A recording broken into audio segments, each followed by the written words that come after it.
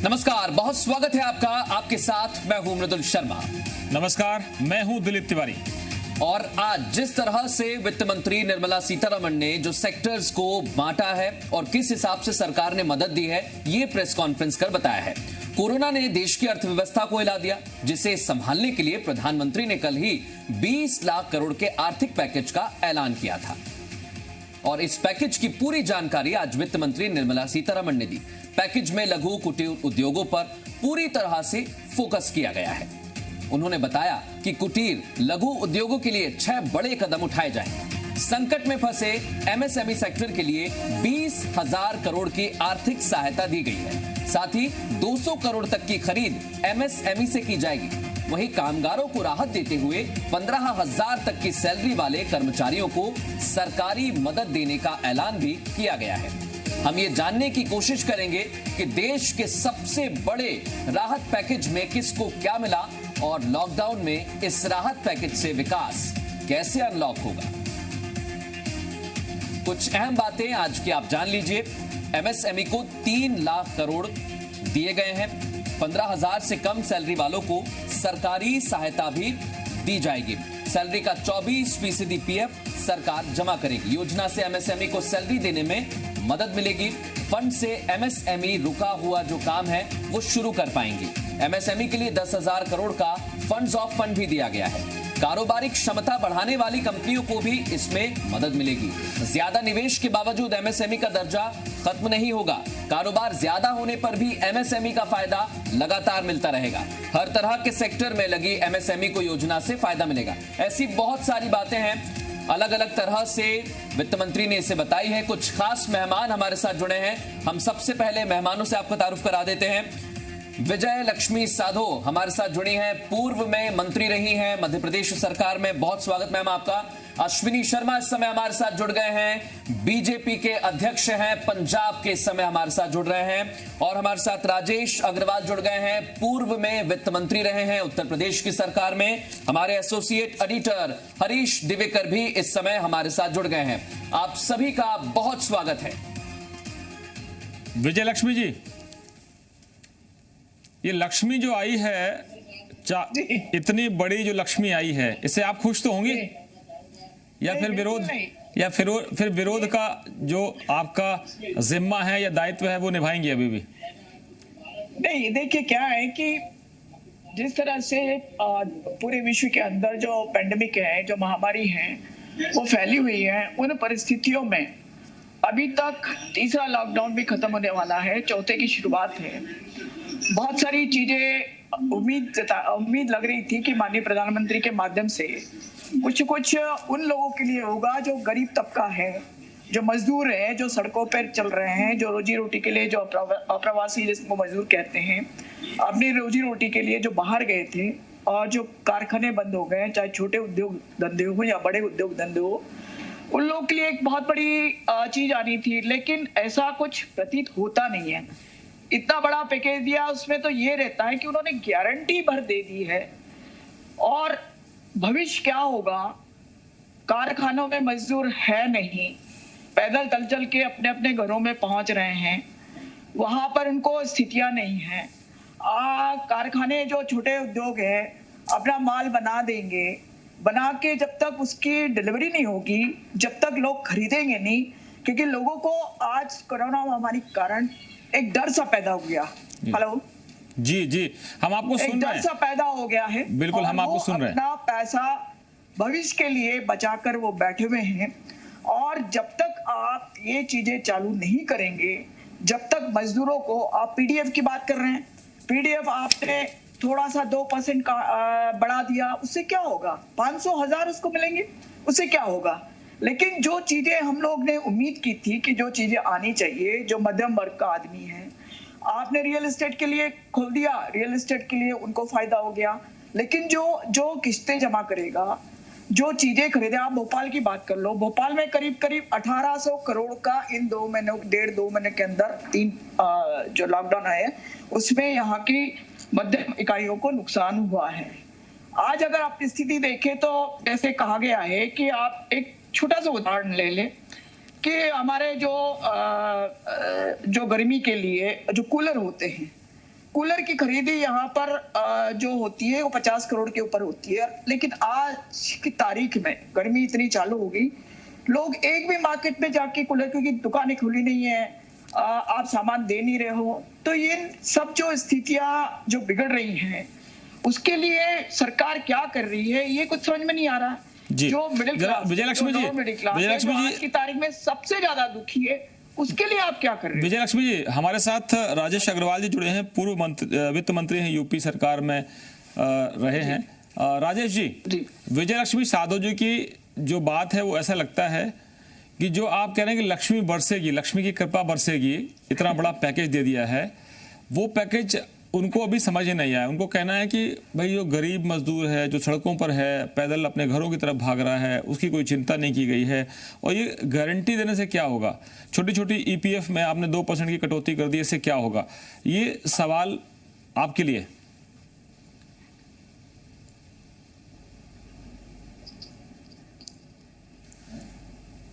राजेश अग्रवाल जी, आप मेरी आवाज सुन पा रहे हैं क्या? नहीं, आवाज आपकी कट रही है। जी, मैं जानना ये चाहता हूं कि विपक्ष की तरफ से, कांग्रेस की तरफ से विजयलक्ष्मी साधो हैं जो मध्य प्रदेश की पूर्व स्वास्थ्य मंत्री हैं, और अभी हाल तक 1-1.5 महीने पहले तक, क्योंकि 1 महीने पहले तक ही सरकार आपकी कांग्रेस की सरकार वहां थी और अब आपकी सरकार बन गई है, यानी बीजेपी की बन गई है, तो ये कह रहे हैं कि आपकी जो वित्त मंत्री हैं या जो प्रधानमंत्री ने राहत पैकेज का ऐलान किया है वो केवल कागजी कार्रवाई लग रही है उनको, क्योंकि जमीन पर मजदूर हैं। अच्छा, आपसे टिप्पणी लूं उससे पहले जरा योगी जी को सुन लेते हैं। योगी जी जो उत्तर प्रदेश के मुख्यमंत्री हैं वो अपनी टिप्पणी दे रहे हैं इस पर। मैं आदरणीय प्रधानमंत्री जी का, माननीय वित्त मंत्री जी का इस घोषणा के लिए हृदय से आभार व्यक्त करता हूं। एमएसएमई सेक्टर की जब हम बात करते हैं तो उत्तर प्रदेश देश के अंदर सर्वाधिक इस सेक्टर में यूनिट वाला प्रदेश है। सबसे अधिक एमएसएमई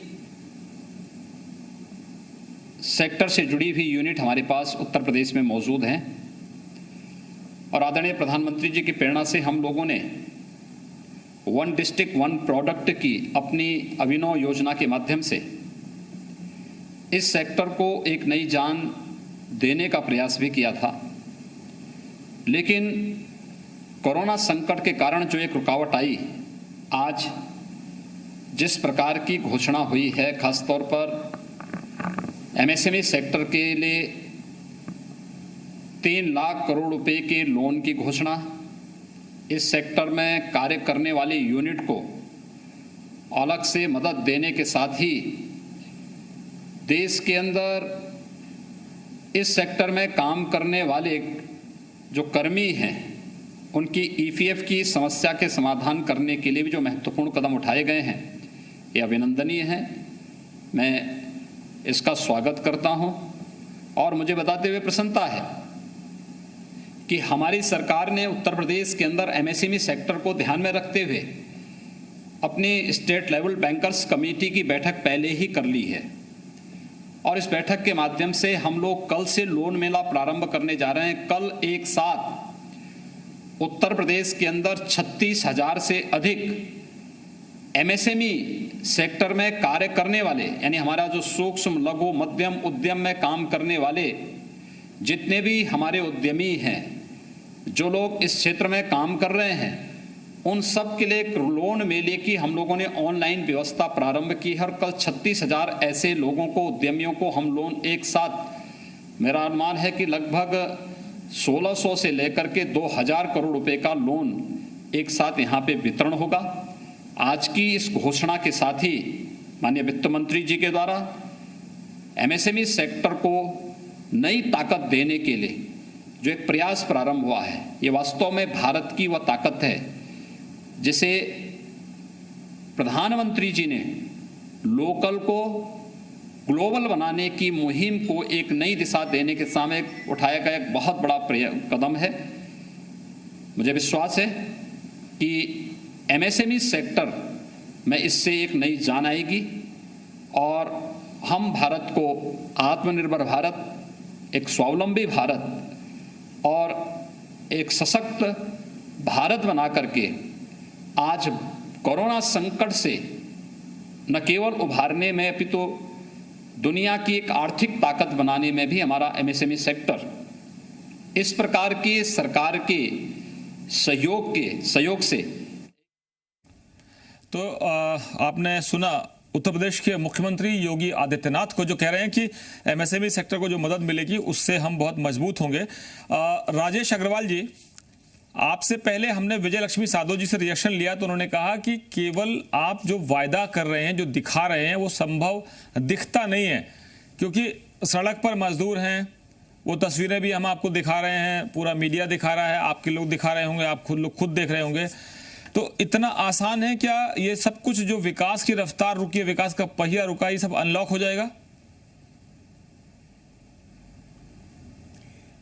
देखिए, व्यक्तिगत स्तर पर नहीं, लेकिन विजय जी ने जो कहा वो हकीकत ये है कि 60 वर्ष का उनका अनुभव जो उन्होंने सुना है, देख तो नहीं पाई होंगी, ये वो बता रहा है। एक छोटा सा लॉकआउट पीरियड जो गिनती के 50-60 दिन का था जी, भारतवर्ष ने अपनी शक्ति के लिए बहुत द्विगुणित करते हुए आदरणीय प्रधानमंत्री जी ने अपनी विजन को और पैना करते हुए भारतवर्ष के एमएसएमई सेक्टर, जिसकी कल्पना आदरणीय गांधी जी ने की थी, आदरणीय पंडित दीनदयाल जी उपाध्याय ने की थी। उन्होंने कहा था कि जब तक ग्रामीण क्षेत्र की ये छोटी छोटी इंडस्ट्रीज डेवलप नहीं होंगी, और आज मुझे कहते हुए कोई संकोच नहीं है कि आदरणीय प्रधानमंत्री जी के नेतृत्व में केंद्र की वित्त मंत्री ने जो घोषणा की है, उससे भारतवर्ष का संपूर्ण रूप से एमएसएमई सेक्टर ही नहीं तो यहाँ का रहने वाला, इसमें काम करने वाला, इससे प्रभावित होने वाला हर वो व्यक्ति आगे बहुत सर्वांगीण विकास करेगा। और शायद इसीलिए वोकल और लोकल जो प्रधानमंत्री जी ने कहा वो चिरतार्थ हो पाएगा। हम कैसे विश्व के अंदर अपनी शक्ति को, आर्थिक शक्ति को आगे बढ़ा पाएंगे, ये उसका जो है वो प्रारंभिक सीढ़ी जो है वो दिखाने का मार्गदर्शन किया है। मैं इसका बहुत बहुत स्वागत करता हूँ, मैं बहुत बहुत अभिनंदन करता हूँ, और मैं उन विरोधी पार्टी के लोगों से ये अपील भी करना चाहता हूँ कि बढ़ते हुए भारत के इस विकास में पैर से पैर बांधकर आगे चलने का प्रयास करें। भारत बहुत तेजी से विश्व की सर्वोच्च शक्ति बनने जा रहा है, उसमें आइए, आगे बढ़िए और आगे बढ़कर जो है जी, उसमें राजेश जी भी आहुति दीजिए। राजेश जी, एक हमारे वरिष्ठ पत्रकार हैं सिद्धार्थ, जो इस वक्त निर्मला सीतारमण जी की प्रेस कॉन्फ्रेंस जो हुई है वित्त मंत्री जी की, और साथ में अनुराग ठाकुर थे जो वित्त राज्य मंत्री हैं, तो सिद्धार्थ बहुत बारीकी से आर्थिक जगत पर नजर रखते हैं। सिद्धार्थ, क्या खास लगा आपको? ये पैकेज जो है वो पूरे जो विकास की रफ्तार थम गई उसको अनलॉक कर देगा? जो लॉक लग गया था, लॉकडाउन हो गया था वो? नहीं, देखिए, ये कहना तो अभी थोड़ी जल्दबाजी होगी, लेकिन एक बात ज़रूर है कि जो बैंकों में एक संशय थी, क्योंकि वो अभी इस वातावरण में लोन देने को तैयार नहीं थे, खासकर ऐसे उद्योगों को जो कि सूक्ष्म, लघु और जो मध्यम उद्योग हैं। तो ऐसे छोटे उद्योगों को अब सरकार ने एक जो ये स्कीम आज जिसकी घोषणा की है, उसमें सरकार गारंटी करेगी जो उनकी वर्किंग कैपिटल का 20% जो लोन है, जो बैंक्स या वित्तीय संस्थान जो अब उनको मुहैया कराएंगे, उसकी पूरी गारंटी सरकार के पास होगी। तो अगर ये स्कीम पूरी तरह से लॉन्च होती है तो तकरीबन 3 लाख करोड़ के लोन जो हैं सूक्ष्म, लघु एवं मध्यम उद्योग, जिनको कि हम एमएसएमई कहते हैं, उनमें जो है ऐसे उद्योगों को लोन या कर्ज मिलेगा और उस पर सरकार की गारंटी होगी। तो बैंकों को अब काफ़ी कंफर्ट होगा कि वो तुरंत इस सेक्टर को लोन प्रोवाइड करें। दूसरा, ऐसे कई कंपनियां हैं या ऐसी कई एमएसएमई हैं जो कि इस समय स्ट्रेस्ड हैं, जिनके पास कैश नहीं है, तो उनके लिए भी 20 लाख हजार करोड़ का एक फंड सरकार ने उसकी घोषणा की है। साथ ही ऐसे कुछ एमएसएमई हैं जो अब अपने बिजनेस को एक्सपैंड करना चाहते हैं, उस स्थिति में हैं, लेकिन चूंकि वो एमएसएमई की डेफिनेशन में आते हैं तो उनको कोई जो है उस पैमाने पर उस लोन देने को तैयार नहीं होता है। उसके लिए भी सरकार ने 50,000 करोड़ पे फंड की घोषणा की है। तो अगर कुल मिला के देखें तो एमएसएमई सेक्टर के लिए एक बहुत बड़ा प्रोत्साहन आज सरकार की तरफ से इसकी घोषणा हुई है। निर्मला सीतारमन ने अभी कुछ देर पहले ही इसकी घोषणा की है, लेकिन अब देखना ये होगा कि ये जो है जमीनी स्तर पे किस तरह से ये लागू होती है स्कीम, और उसी पर इसका सारा जो सक्सेस है वो उसी पर डिपेंड करेगा। सिद्धार्थ, जो आप बात कर रहे हैं वो बेहद अहम है। सिद्धार्थ, जो आप बात कह रहे हैं वो बेहद अहम है, और सबसे बड़ी बात ये होती है कि सरकार की मंशा तो सबके सामने आ गई। सरकार ने कहा कि भाई हमने 20 लाख करोड़ का पैकेज का ऐलान कर दिया, उसका बाइफर्केशन भी कर दिया गया है, सबके सामने है। एक बड़ी बात ये आई है कि 200 करोड़ तक के सरकारी जो टेंडर होंगे उसमें ग्लोबल बिडर्स को अलाउ नहीं किया जाएगा, यानी लोकल जो आपके एमएसएमईज हैं या बाकी इंडस्ट्री है वो आएंगी। ये बड़ी बात है। लेकिन जो देसी ब्रांड को ग्लोबल बनाने की बात हो रही है, इसका मतलब आप चाइना से जो एक कंपीट करने की बात है कि चाइना से जो यूनिट्स मूव करना चाहती हैं, उनके यहाँ से निकलना चाहती हैं, उनको आप बुलाना चाहते हैं, या फिर चाइना पर निर्भरता को हम कम करना चाहते हैं? क्योंकि हम अगर सीधे कन्फ्रंट करेंगे तो ये फिर वही WTO का मामला आ जाता है और फिर वॉर शुरू हो जाएगा। और ट्रेड डेफिसिट जो है, चाहे वो चाइना और इंडिया के बीच में हो, चाइना यूएस के बीच में हो, या बाकी यूरोपियन कंट्रीज के बीच में हो, वो डेफिसिट भी इंडिया को आज के लिहाज से अगर हम देखें तो हमारी जो लोकल जरूरतें हैं वो लोकल मार्केट से पूरी हुई थी इस लॉकडाउन के दौरान। तो मैं आपसे जानना चाहता हूं कि लॉन्ग टर्म विजन क्या है इस पूरे पैकेज का? नहीं, देखिए, लॉन्ग टर्म विजन कल ही प्रधानमंत्री ने साफ कर दिया था कि वोकल फॉर लोकल, तो मेक इन इंडिया पर पूरा जोर है। और इसीलिए जो हमारा एमएसएमई सेक्टर है, इसीलिए आज एमएसएमई सेक्टर की जो डेफिनेशन है उसमें भी बदलाव किया गया है। तो अब जो कंपनियां 100 करोड़ का टर्नओवर करेंगी वो भी एमएसएमई की कैटेगरी में आएंगी। दूसरा, जो एमएसएमई अपने आकार को बड़ा करना चाहती है, वो एमएसएमई रहते हुए उनके लिए 50,000 करोड़ का एक एडिशनल फंड क्रिएट किया है सरकार ने, ताकि उनको अधिक से अधिक लोन प्रोवाइड किया जा सके और वो अपने आप को एक्सपैंड कर सकें। तीसरा, जो आपने अभी बात कही कि 200 करोड़ तक के टेंडर अब ग्लोबल टेंडर नहीं होंगे, तो इससे क्या होगा? हमारे जो एमएसएमई सेक्टर है, जो सूक्ष्म, लघु और मध्यम उद्योग हैं, इनको बहुत बड़ा प्रोत्साहन मिलेगा। जी, एक रिएक्शन के लिए चलते हैं जरा हम। अशोक अमर परवानी जी जुड़े हुए रायपुर से, राष्ट्रीय उपाध्यक्ष हैं confederation of all India traders के, और ये छत्तीसगढ़ चैंबर्स ऑफ कॉमर्स के अध्यक्ष रह चुके हैं। अमर भाई, ये बताइए कि व्यापारी खुश हैं या फिर इसको हम माने कि पार्टी के चश्मे से देखना चाहिए? बीजेपी वाले बीजेपी के चश्मे से देखें, कांग्रेस वाले कांग्रेस के चश्मे से देखें, लेकिन व्यापारी तो सबके पास है, चाहे वो कांग्रेस हो, चाहे बीजेपी हो, चाहे लेफ्ट हो, चाहे राइट हो, कोई भी हो, सबके पास व्यापारियों का अपना एक वोट बैंक है। और व्यापारी शायद वोट बैंक उतनी मजबूती से नहीं बन पाया, तो कई बार झुकना भी पड़ता है। जी, एक्चुअली आप देखेंगे ये एक बहुत बड़ा अनाउंसमेंट है, क्योंकि जो हम लोग की ट्रेडर बॉडी है, ट्रेड पूरा डिपेंड करता है कैश फ्लो के ऊपर, और कैश फ्लो जो है एमएसएमई को इतनी बड़ी राहत दे रहे हैं। तो एमएसएमई का डेफिनेशन चेंज किया गया है, एमएसएमई के लिए बहुत ज्यादा कैश पंप इन किया गया है। कंप्लाइंसेस पीएफ वगैरह में आप देखेंगे थोड़ा उसमें फिर राहत दी गई है। तो बेसिकली आज का जो पूरा अनाउंसमेंट था, जैसे प्रधानमंत्री जी ने बोला था कि ये कुछ चरणों में आपको अनाउंसमेंट होगा, तो आज का पूरा दिन एमएसएमई के ऊपर था। और इसमें जो पूरी बात समझ के आ रही है कि ये जो कैश फ्लो पंप इन होगा, जो पैसा पंप इन होगा, वो बाजार में आएगा, और बाजार में जैसे डिमांड इसकी बढ़ेगी तो अल्टीमेटली हर व्यापारी को उसका बेनिफिट होगा। और इसमें आप देखेंगे कि जैसे रोड कंस्ट्रक्शन में उन्होंने कुछ बेनिफिट दिया है, आपका टीडीएस में, टीसीएस में कुछ बेनिफिट दिया है। इसमें पूरा प्रयास ये किया गया है कि कैश फ्लो कितनी तरलता हम एनबीएफसी आप देखेंगे गांव-गांव में, छोटे-छोटे गांव में जहां बैंक उपलब्ध नहीं है या बैंक की शाखाएं कम है, वहां एनबीएफसी छोटे-छोटे एनबीएफसी ऑपरेट करते हैं।